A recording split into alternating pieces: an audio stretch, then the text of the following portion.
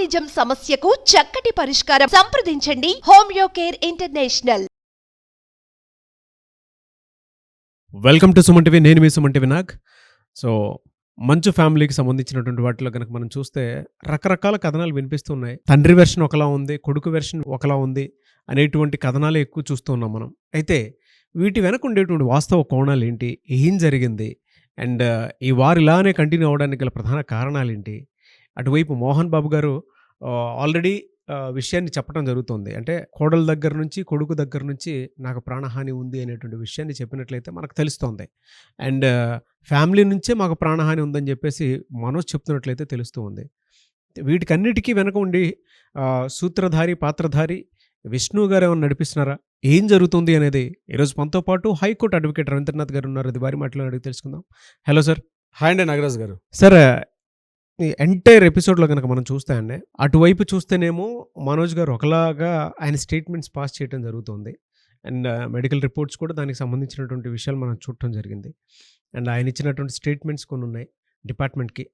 And అటువైపు నుంచి తండ్రి ఇతని మీద, నాకు అవతల వైపు నుంచి ప్రాణహాని ఉంది అనేటువంటి విషయాన్ని వెలిబుచ్చినట్లయితే తెలుస్తుంది మనకి. ఈ పాత్రలు ఈ విధంగా ఉంటే జనరల్గా అంటే ఇలా జరుగుతూ ఉండేటువంటి ప్రాసెస్లో విష్ణు గారి పాత్ర అసలు దీంట్లో ఏంటి, ఏ మేరకు ఉంది, అట్ ద సేమ్ టైం ఎక్కడ ఈ ఎపిసోడ్కి సంబంధించినటువంటి వాటిలో గొడవ స్టార్ట్ అయిందంటారు? తల్లిదండ్రులు ఎంతో కష్టపడి ఆస్తులను సంపాదించినప్పుడు పిల్లలు మంచి వాళ్ళైతే మనం ఇచ్చినటువంటి ఆస్తులు వాళ్ళకి అవసరం లేదని, అదేవిధంగా ఒకవేళ పిల్లలు చెడ్డవారైనట్లయితే మనం ఇంత రాత్రి పగలు కష్టపడి, ఎంతో కష్టపడి టైంని కానీ అనేక రకాలుగా మనం సాక్రిఫైస్ చేసి ఏదైతే కూడబెట్టినటువంటి ఆస్తి కావచ్చు, సంపద కావచ్చు, వీటిని వాళ్ళు దుర్వినియోగం చేస్తారని ఒక నానుడైతే మనకు బాగా ప్రచారంలో ఉంటుంది. అదే ప్రచారానికి అనుగుణంగా ఈరోజు మంచు ఫ్యామిలీలో జరుగుతున్నటువంటి ఏదైతే ఈ దృష్టాంతం గడిచిన 2 రోజులుగా జరుగుతుందో ఇది డెఫినెట్గా దీనికి వర్తిస్తుందని చెప్పడం ఎటువంటి సందేహం అయితే లేదు.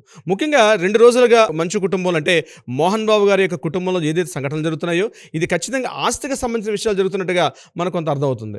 సండే నాడు మధ్యాహ్నం బంజారా హిల్స్ హాస్పిటల్లో మంచు మనోజ్ గారు వెళ్ళడం, అక్కడ మెడికల్ ట్రీట్మెంట్ చేసుకోవడం. అయితే ఈ మెడికల్ ట్రీట్మెంట్ పూర్తిగా మెడికో లీగల్ కేసు అని చెప్పి బంజారా హిల్స్ ఉన్నటువంటి హాస్పిటల్ యాజమాన్యం దగ్గరలో ఉన్న పహాడీ షరీఫ్ హాస్పిటల్కి వాళ్ళు రిఫర్ చేయడం జరిగింది. ముఖ్యంగా ఏ గాయాలతో వచ్చే విషయం తెలిస్తే ముఖ్యంగా నీకు మెడ, అదేవిధంగా వెన్నుముక, కాలిక గాయాలు తగిలినట్టుగా ఆ మెడికో లీగల్ కేసులో రిపోర్ట్లో కూడా మనం చూడడం జరిగింది. అయితే మోహన్ బాబు గారు రీసెంట్గా నిన్న మండే నాడు రాచకొండ పోలీస్ కమిషనర్ సుధీర్ బాబు గారికి ఒక సుదీర్ఘమైన లేఖ అయితే రాశారు. ఆ లేఖలో ప్రధానంగా శ్రీ మంచు మనోజ్ గారు, అదేవిధంగా శ్రీమతి భూమా మౌనిక గారి వల్ల నాకు ప్రాణహాని ఉంది, వీళ్ళ వల్ల నా ఆస్తికి, నా ప్రాణానికి కూడా చాలా ప్రమాదం ఉంది, కాబట్టి వాళ్ళ నుంచి నాకు రక్షణ కల్పించాల్సిందిగా కోరుతూ సుధీర్ బాబు గారికి ఒక సుదీర్ఘమైన లేఖ రాశారు. ఆ లేఖలో ప్రధానంగా నేను ఇదే పహాడీ షరీఫ్ ప్రాంతంలో గడిచిన 10 సంవత్సరాలుగా ఇక్కడ జల్పల్లి ఉన్నటువంటి ఫామ్ హౌస్లో ఉంటున్నాను. నేను నా కొడుకు 4 months అయింది.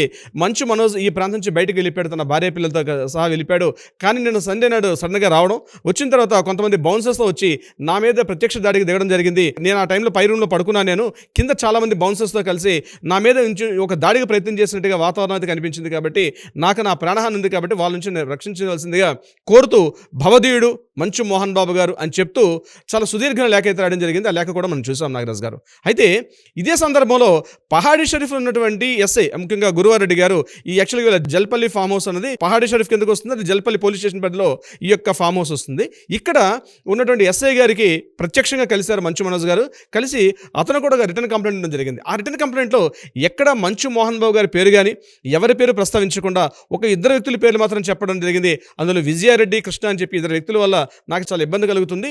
నేను సండే నాడు నాకు షూటింగ్ యాక్చువల్గా యథాలాపంగా షూటింగ్ ఉండాలి, కానీ అనుకోకుండా నా షూటింగ్ క్యాన్సిల్ అవడం వల్ల నా భార్య పిల్లలతో జల్పల్లి ఫామ్ హౌస్ ఉన్నాను. అనుకోకుండా నేను ఇంట్లో లేనని చెప్పి కొంతమంది దుండగులు నా మీద దాడికి ప్రయత్నం చేశారు. ఆ టైంలో నా భార్య మీద గట్టిగా తిడుతూ కూడా లోపలికి ఇంట్లోకి రావడం జరిగింది. వాళ్ళకు 30 మంది నా ఇంట్లోకి వచ్చారు. నా మీద అటాక్ చేయడానికి ప్రయత్నించినప్పుడు నేను కూడా రివర్స్ అయ్యాను. ఆ రివర్స్ అవుతున్నప్పుడు వాళ్ళు నన్ను చూసి నేను రివర్స్ అవడంతో నా చుట్టూ ఉన్నటువంటి నా సిబ్బంది కూడా ఎప్పుడైతే రివర్స్ అయ్యారో వాళ్ళు పారిపోయారు. ఆ పారిపోతూ ఏం చేస్తారంటే నా సీసీ కెమెరాస్, ఆ డివిఆర్ బోర్డు, అదేవిధంగా క్లోజ్ సర్క్యూట్స్ సీసీ కెమెరాస్ కూడా వాళ్ళు పట్టుకుని పారిపోయారు. ఈ పట్టుకుని పారిపోయే ప్రయత్నంలో నేను కూడా వాళ్ళు వెంబడించాను. ఈ ప్రయత్నంలో నాకు గాయాలు తగిలే. ముఖ్యంగా నేను ఇమీడియట్గా బంజారా హిల్స్ హాస్పిటల్ అటెండ్ అయ్యాను.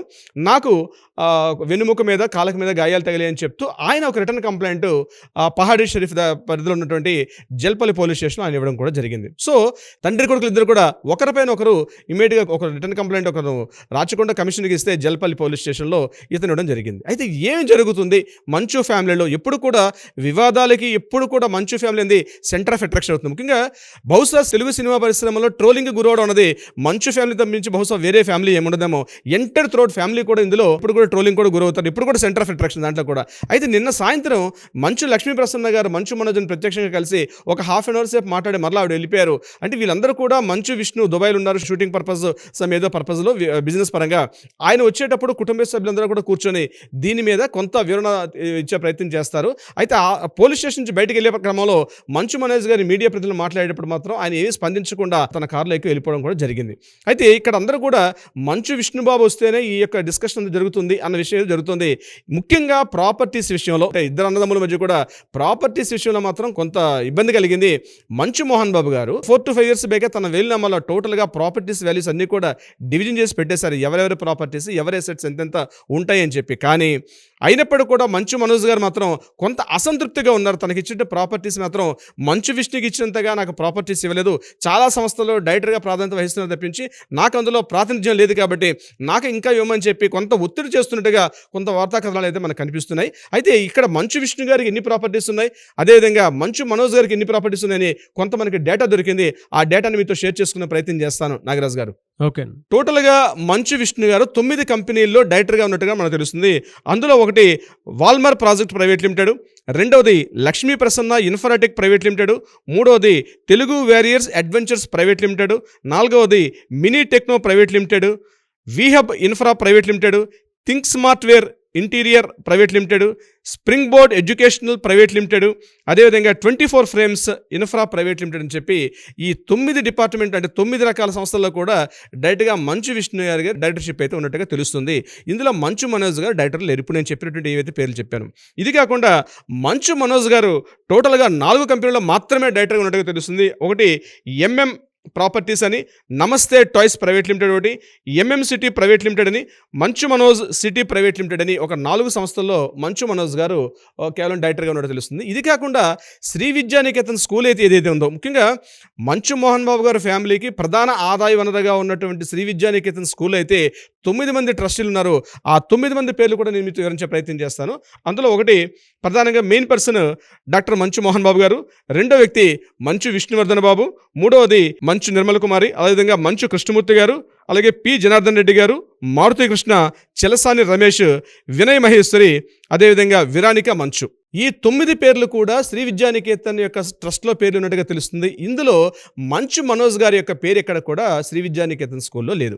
అయితే ఇటీవలే మంచు మోహన్ బాబు గారి యొక్క ఇన్స్టిట్యూషన్ మోహన్ బాబు యూనివర్సిటీగా అప్గ్రేడ్ అయిన తర్వాత కొంత వివాదం అనేది అక్కడ రాజుకుంది. ఎందుకంటే అనేక వేల లక్షల రూపాయలుగా పూర్తిగా ఇక్కడ ఫీజులు ఎక్కువగా వసూలు చేస్తున్నారని చెప్పి 2023లో చాలామంది విద్యార్థులు మీడియాకి ఎక్కినప్పుడు దీని మీద వివరణ ఇస్తూ కూడా మోహన్ బాబు గారు అదేవిధంగా విష్ణు గారు కూడా వివరణ ఇస్తూ మేము ఎక్కువగా ఫీజులు తీసుకోవట్లేదు, ఏదైతే గవర్నమెంట్ నిర్దేశించినటువంటి ఆ ఫీజు ప్రకారం మేము తీసుకుంటాం తప్పించి ఎక్కువగా తీసుకోవాలని చెప్పినప్పుడు ఇమ్మీడియట్గా మంచు మనోజ్ గారు ఒక స్టేట్మెంట్ ఇవ్వడం కూడా జరిగింది.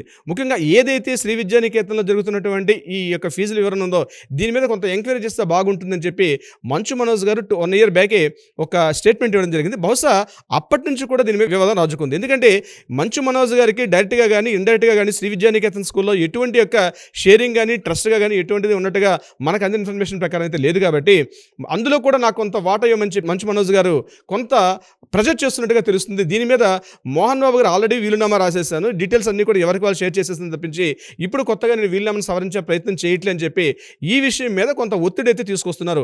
ఈ మధ్య కాలంలో చూసినట్టయితే మంచు మనోజ్ గారు గడిచిన 2017 తన యొక్క లాస్ట్ మూవీ 2017 నుంచి ఇప్పుడు 2024 అంటే గడిచిన 6-7 years నుంచి ఆయన నుంచి ఎటువంటి కూడా మూవీ రాకపోవడం కూడా కొంత వివాదానికి కారణం అవుతుంది. ముఖ్యంగా ఆయన ఇండస్ట్రీకి కూడా దూరం అవ్వట్లేదు, ఆయన వ్యాపారం కూడా సరిగ్గా చేయట్లేదు, సినిమా ఇండస్ట్రీలో లేరు, బిజినెస్ పాయింట్ ఆఫ్ వ్యూలో కూడా లేరు. కేవలం రీసెంట్గా మ్యారేజ్ చేసుకున్నారు, ఒక అమ్మాయి పుట్టింది ఆయనకి.